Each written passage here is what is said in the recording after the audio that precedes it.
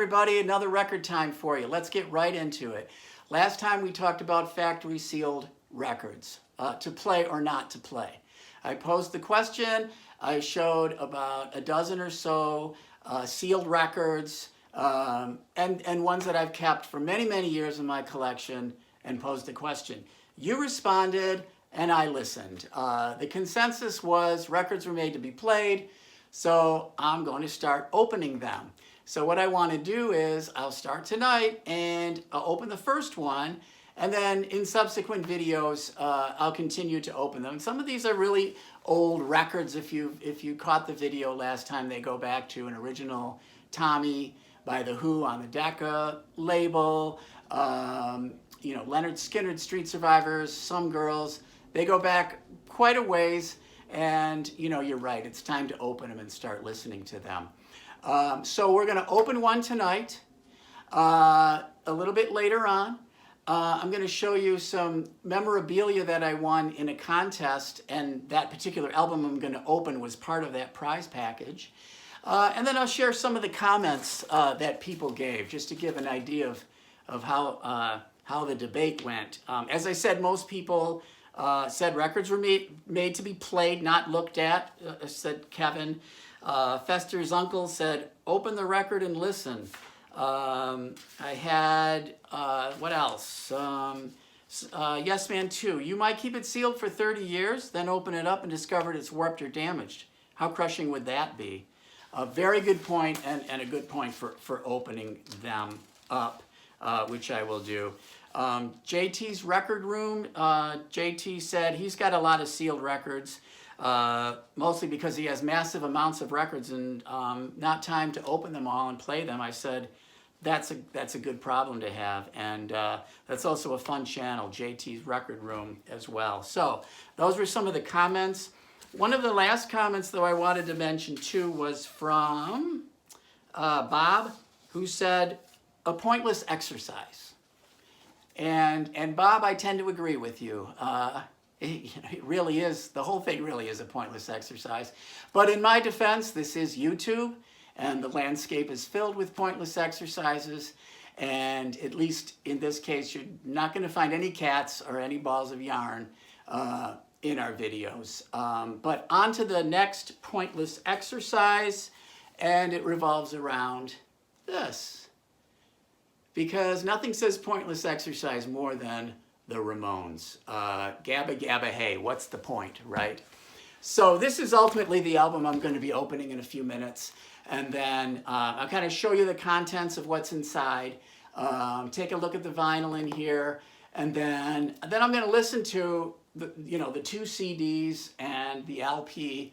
And then report back on my impressions of how it sounded and everything. But this is the Ramones 40th Anniversary Deluxe Edition. It came out about 7 years ago, which would have marked the 40th anniversary of the release of the album.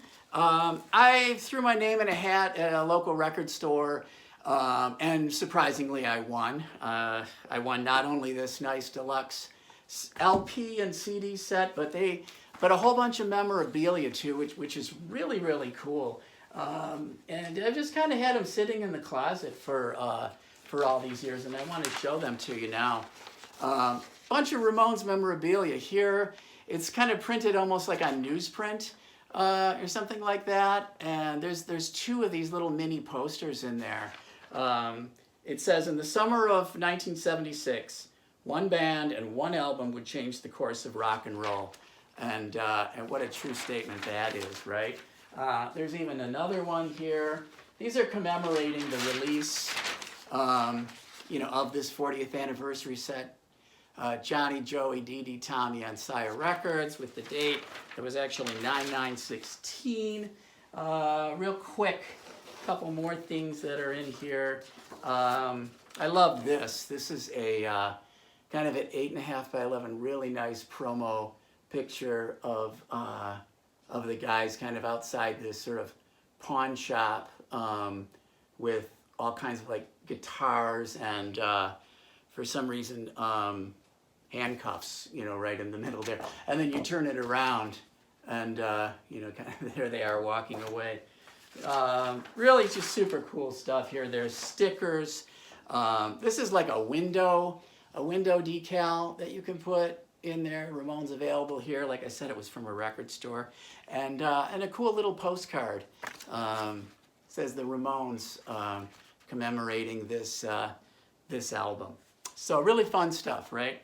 So let's take a look. Finally, after 7 years, let's take a look inside. This is sort of like part one.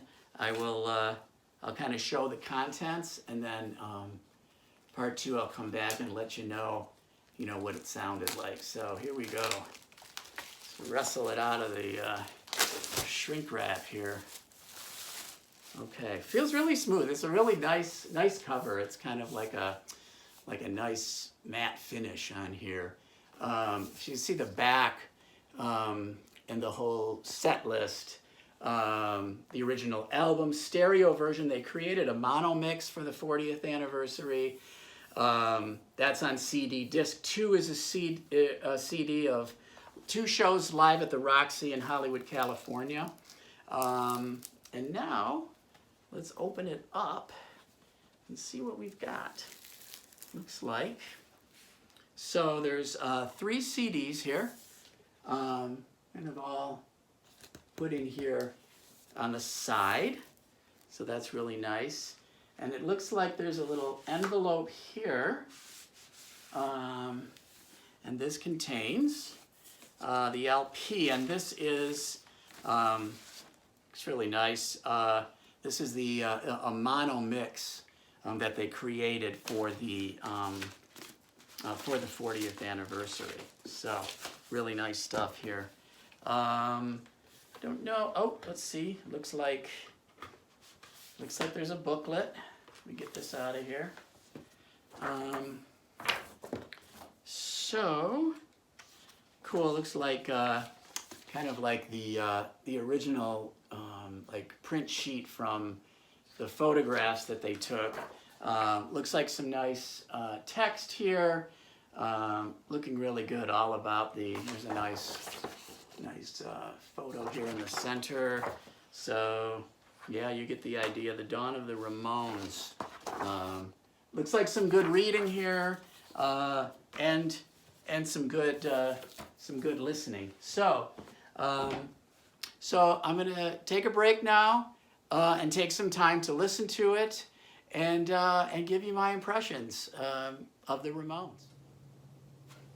Okay, time to give my impressions of the album. I spent several days listening to this, and here we go. Couple of things first before I get into it. There was 2 things that I got in the prize package that I forgot to mention. One was this book, Ramones, by Nicholas Rams. Excellent book, very good critical analysis of not only the Ramones, but the album. It's part of this 33 1/3 series, where each volume kind of takes a different look at a different classic album. And then I got these little stickers that say, hey ho, let's go. They're like little window stickers, right? So that's why they're showing up backwards on there. I caught up with the Ramones personally, not when this album was released, probably a couple years later with Rocket to Russia, which I had the cassette of, which I would blare out of the windows of my rusty Camaro at the time. So I didn't really get into this album a lot, right? I mean, I had Rocket to Russia, I had the Rock and Roll High School soundtrack and End of the Century. But in terms of really immersing myself into this, I really didn't until recently, until the last few days. And these are my impressions. From the opening seconds of this, you're onto something totally different. I mean, it is a total sonic assault to your senses. And there really was nothing quite like this, in the mid 70s, right? I mean, I tried to think of like a point of reference of what was going on at music at the time to say, what does this remind me of at that time? What can I compare it to? And I honestly couldn't come up with anything because You know, it's just like this double espresso coupled with an energy drink adrenaline rush that you get from listening to this. Like maybe Paranoid by Black Sabbath from a few years earlier, or Communication Breakdown by Led Zeppelin. But this is Assault happens from beginning to end, you know, of this album. And unlike those ones that I mentioned, you know, Paranoid or Communication Breakdown, there's no guitar solos. No one's trying to impress anyone with their virtuosity. The songs they're so short, right? I mean, the longest song on the album is like 2 minutes and 38 seconds. Several of them are less than 2 minutes long. There's really, you cannot even explain. There's just nothing like this out there that I can think of. And you know, much has been written about their incredible influence and you know, that they've had and truly have had on bands that have come out since then. You know, grunge, punk, speed metal, heavy metal. I think they all. This is kind of like the origins of a lot of that music. I mean, they weren't the first to you know, do a sort of guitar assault. I mean, you did have, you know, the MC5, the Stooges, the Kinks in the 60s, but you know, this was 76 and there was not a lot going on like that. You know, I think of like, you know, More Than a Feeling by Boston, which was a huge hit that year. And, you know, it kind of has that fade in beginning and it builds up to, you know, something special. There's no fade ins here. There's no build ups. It's like Dee Dee saying 1, 2, 3, 4, and then it's just bam, right in your face, you know. I love it. And so let's just talk a minute about the album here.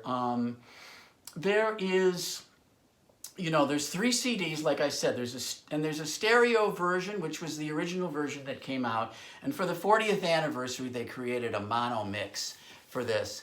The difference is the stereo version is like this wall of sound, you know. I mean, I know that's a term attributed to Phil Spector, but in this case, I'm telling you, it's as if you're standing before a huge wall of guitar rock as big and wide as you can imagine.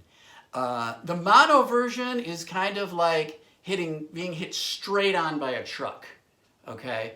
The other cool thing about the mono version is the count-ins. They left all of the 1, 2, 3, 4 Dee Dee count-ins on all the songs, so it has this sort of like continuous feel to it. It's really like it's like listening to it on your transistor radio, like it's some forgotten 60s garage rock album. The mono mix is what they included on the LP. The album vinyl version on here, which I like because it's nice to drop the needle on that and hear it, you know, in that way. A little bit about the other 2 discs. Discs 2, single mixes, outtakes, and demos. You know, frankly, I didn't need the single stereo and single mono version of Blitzkrieg Bop and I Want to Be Your Boyfriend. I guess it's good to have them there for historical reasons. But once you got into the demos and things, they were very interesting. I expected something more raw, something unfinished and unpolished, but in actuality, they were done in a studio previous to this. I think it was produced by Tommy of the band, and it's an interesting listen, I have to say. Disc 3 is Live at the Roxy. They have 2 sets, right? I thought this was kind of interesting because this is from, August 12th, 76. And they did the entire first set and second set, which at first I thought, well, you know, why do we need that? But it's kind of cool because the second set is a little bit marred by some distortion and things like kind of like unintentional electronic distortion and stuff. And it has a real sort of You Are There feel to it. And I really enjoyed listening to it. Another good thing about the live is that it's got, you know, California Sun, which they would later record, but it sounds really good here live, and of course, you know, again, all the count-ins and just a great sort of historical document there. So yeah, I've got links in the description to several of these songs. I really encourage you to go give them a listen if you haven't for a while, because of, you just won't believe, you know, maybe if you haven't listened to it for a while, just how powerful, you know, this really is. So, oh, you know what else I got? This was another thing I got. All of these things that they gave me were in a tote bag when I got the prize package. So that's kind of cool. I'll use this at when I go to record shows and stuff, because it's nice to have a bag. You know, sometimes dealers have, you know, they'll give you, you know, their, you buy something and they'll give it to you in like a shopping bag or something, and I never know if like they had lettuce or, you know, tomatoes and green peppers in that bag, right? So it's good to have a bag to carry around, and plus, you know, nothing says vinyl nerd more than walking around a record show with one of these. Listen, everyone, thanks so much for joining me. More videos coming soon. Anxious to hear, you know, comments about this. And again, look for those links in the description.